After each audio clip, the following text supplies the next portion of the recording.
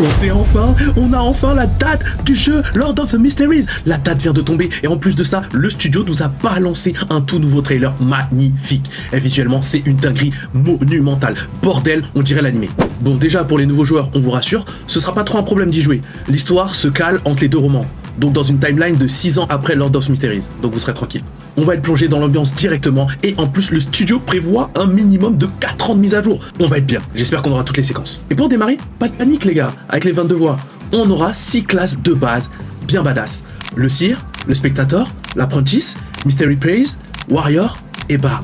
Avec ça, t'es tranquille. Bon, maintenant vous allez me demander la date. Oui, ça a été leaké sur l'App Store chinois, c'est le 1er novembre de cette année. Oui, 1er novembre les gars.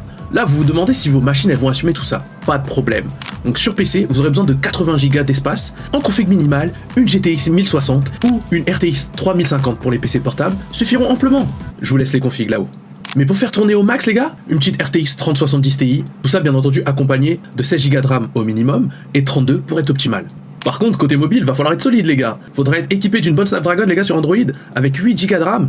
Et pour les possédeurs d'Apple, iPhone 14 minimum. Moi je vous laisse les configs là-haut et si vous avez besoin, je vous enverrai les images.